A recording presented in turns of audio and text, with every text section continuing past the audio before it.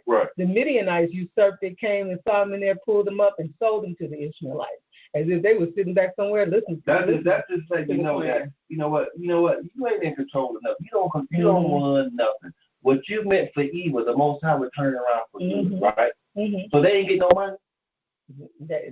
I didn't see them get any money. Did you? Let's keep reading. And Reuben returned unto the pit, and behold, Joseph was not in the pit. Wait a minute. Reuben, like, hey, it was Reuben's idea in the first place to put him in the pit, right? Mm-hmm. So he went back to the pit, and what happened? And when Reuben returned unto the pit, and behold, Joseph was not in the pit, and he rent his clothes because he wasn't there. Because he wasn't there. He freaked out. He's like, oh my goodness, what has happened to my brother? And isn't that oftentimes you think you have a plan?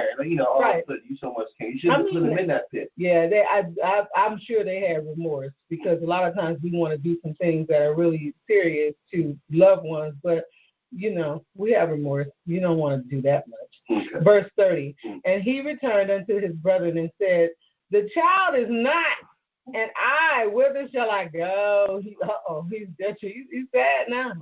And they took Joseph's coat and killed a kid of the goat and dipped the coat in the blood. Wait a minute. Now, this seems like this is a plot here. Wait a minute. What did we say was the definition of murder? Premeditated? Premeditated. Mm-hmm. This is a plot. This is a plan. Somebody doing a plan here. Read verse 31 again. And they took Joseph's coat and killed a kid of the goat and dipped the coat in the blood. And they sent the coat of many colors, and they brought it to their father and said, this have we found. Know now whether it be thy son's coat or no. Right now, they ain't gave this to Jacob. They ain't gave this to Israel. He about to lose his mind. My baby, my baby child is there. Is blood on his coat that I gave him. Where is he? Right? Where is he? The love of a father. Yeah, that's he loves all his children. Mm-hmm. I know it. But this is, look, keep reading, Prophet.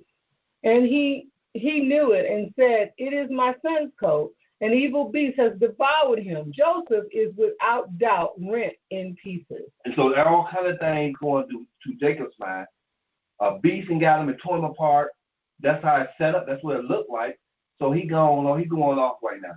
And Jacob rent his clothes and put sackcloth upon his loins and mourned for his son many days. Brother, so that was the tradition of the Hebrew people. We used to rent our clothes and put sackcloth upon us, and it was a sign of mourning.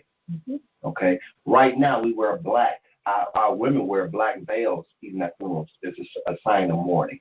Okay? Keep reading, Prophet. And all his sons and all his daughters rose up to comfort him, but he refused to be comforted. And he said, for I will go down into the grave unto my son mourning. Thus his father wept for him. And the Midianites sold him into Egypt unto Potiphar, an officer of Pharaoh's and captain of the guard. So we're going to stop right there. So we know that the Midianites got to Joseph first. Mm-hmm.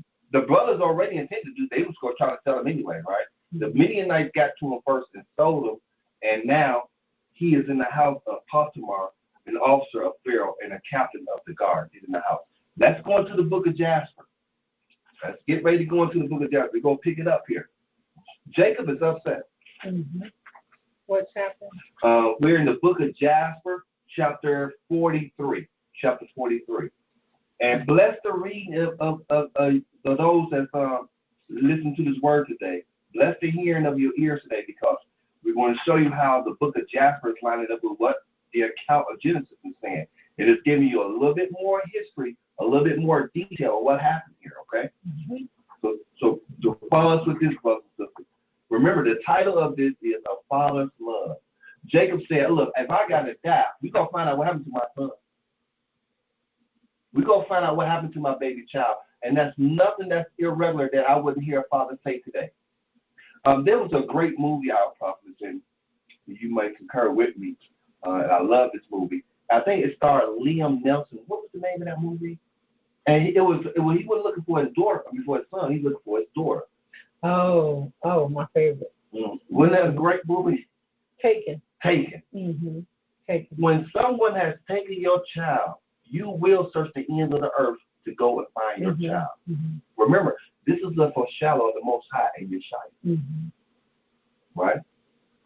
So, more and more to come, brothers and fathers. Now, we're in the book. What we at, Prophet? The book of Jasher, chapter 43. Chapter 43. Beginning at verse 1. Now, if you do not have the book of Jasher, we encourage you to do. These are documented records that goes along with us as Hebrew people. Documented records that were hidden from us. All right? But you're on the internet right now, right, Prophet? Do you have that link available? What link I'm on the internet. Yes, there's a link. Okay. The link is sacredtext.com, and that's www.sacred-text.com, and you can find the book of Jasher there. Or pretty much just go to Google, put in book of Jasher, and it will lead you. You have several options there. Wonderful. Wonderful. All right. Well, look, thank you, Prophetess, brothers and sisters. Follow us along. We're going to go into the book of Jasher, okay?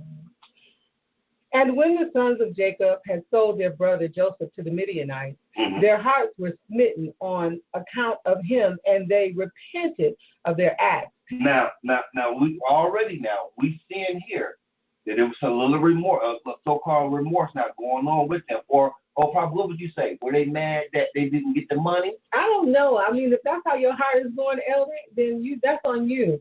Of course, I've been in situations like this. Even when you're fighting your brother, it's in me. It is instant. Or your sister, it's instant that I feel remorse. Why? Because the love surpasses is greater than any madness that I felt in that moment. So I'm not sure. Okay. I mean, I don't know. I mean, everybody comes from a different side of it, and it's always good to hear everyone's opinion and disposition. Elders say they just dirty. I don't know. I instantly, because I've had arguments with siblings, I don't like that. Even if it means that, even if I thought I was right, I will apologize, just because the love surpasses, the love that I feel and know that I need to have for my brothers or my sister far exceeds any madness or any disappointment that I may have experienced. So, okay. All right. Yeah, I would say that they were genuinely repentant, because that's a part of their family and a part of their flesh. And you begin to think about that. Even though you're mad, you don't want to treat them like a stranger on the street. Right. So, yeah. Okay. So, and when the sons of Jacob had sold their brother Joseph to the Midianites, their hearts were smitten on account of him, and they repented on their acts. And they sought of him to bring him back, but could not find him. So that's instant. So, you know, what we're hearing here, when we read where Reuben was looking for him, they felt that instantly. That's true. They couldn't find him. Right, but they couldn't find him. And so Reuben returned to the pit where Joseph had been put in order to lift him out and restore him to his father. And Reuben stood by the pit, and he heard not a word. And he called out, Joseph, Joseph, and no one answered or uttered a word. And Reuben said, Joseph has died through fright. Now, there you go. Joseph is dead. Now Jacob, go on, Joseph has died through fright, or some serpent has caused his death. And Reuben descended into the pit, and he searched for Joseph and could not find him in the pit. And he came out again. Now, Reuben even went in the pit after. Verse 4, and Reuben tore his garments, and he said, the child is not there. He said that in Genesis, right? Where's the lad? Where's the child? And how shall I reconcile my father about him if he be dead? And he went to his brethren and found them grieving on account of Joseph, and counseling together how to reconcile their father about him. And Reuben said unto his brethren, I came to the pit, and behold, Joseph was not there. What then shall we say unto our father? For my father will only seek the lad from me, because he's the oldest. So, and that's another thing, you know, association. Why is he saying only from me? Because you're the oldest. And he's going to straight look to you. You were to cover the baby. All right, as you said, Elder. Verse 5, and his brethren answered him, saying, thus and thus we did, and our hearts afterward smote us on account of this act. And our hearts afterward smote us on account of this act. This is our repayment for what we did. And now we grieving. We hurting now because, we call ourselves playing a joke. Quit playing jokes on your people. On your family. On your family. Yeah. All right? Go ahead. And we now sit to seek a pretext how we shall reconcile our father to this. And so it continues. And verse 6. And Reuben said unto them, what is this you have done to bring down the gray hairs of our fathers? Yeah, you did it too, Reuben. Gray hairs of our fathers in sorrow to the grave. The thing is not good that you have done. And Reuben sat with them, and they all rose up and swore to each other not to tell this thing unto Jacob. Don't tell it to Jacob. All right. And they all said, the man who will tell this to our father or his household, or who will report this to any of the children of the land, we will all rise up against him and slay him with the sword. So they threatening the other brothers. They threatening one another, even when themselves. Jacob find out, they know Jacob is going to have their hide. Okay? You and so my baby child, you put him in the pit, now he's lost. He's taken away from me. And I'm an old man already. He's 17.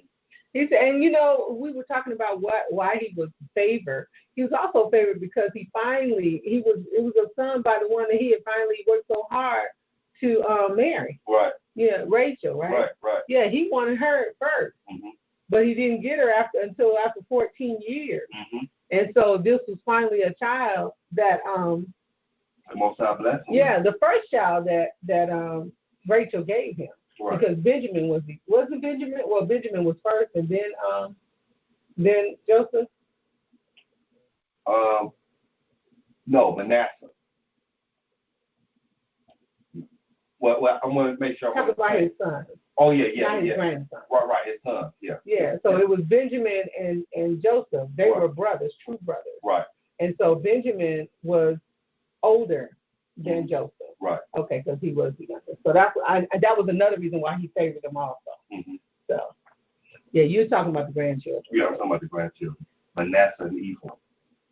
And so they threatened each other. So that's in verse 7. He says, and so the man who will tell this to our father or his household, or who will report this to any of the children of the land. So if you go out shooting off the mouth, and you start telling this, we're going to do something to you, right? They going to do what? They going to slay him with what? We will all rise up against him and slay him with the sword. This is how deep it was. Verse 8. And the sons of Jacob feared each other in this matter. Yeah, they put from the who? From the youngest to the oldest, and no one spoke a word, and they concealed the thing in their heart. So this was a secret that the brothers had amongst themselves. This secret's in families now. That's serious. That's a heaviness. And it's interesting you say it's secrets in families now, but where do you hold secrets? You hold them in your heart. A lot of times people don't associate diseases with things that you hold in your heart. Bitterness, this lie of deception to their father. When we read Reuben a while back, a few sessions back in the 12 Patriarchs, he talked about that, and that weighed on his heart, and it caused him to become an alcoholic. Pretty much, he favored the drink, and I bet you it started here. I bet you it started here. All of something triggered that. Yeah, absolutely. So we have to be careful of things. When the Most High says we need to make sure our heart is pure before Him, it's real. Verse 9. And they afterwards sat down to determine and invent something to say unto their father Jacob concerning all these things.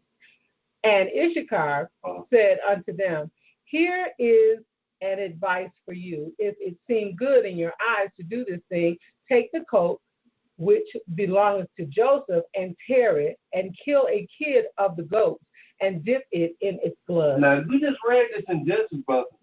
This idea came from Issachar. Go back to Genesis real quick, Papa, and read it. It was in Genesis chapter 31, chapter 37, verse 31. Verse 31. And they took Joseph's coat and killed a kid of the goats and dipped the coat in blood. Now, you see, the Genesis get right to it. They took the coat and they dipped it, but in the book of Jasper's detail, it told you came up with the idea. Issachar did that. Go right back to Jasper. All right. Remember now, this is 12 brothers. This is the 11 brothers together conspiring to do this. So somebody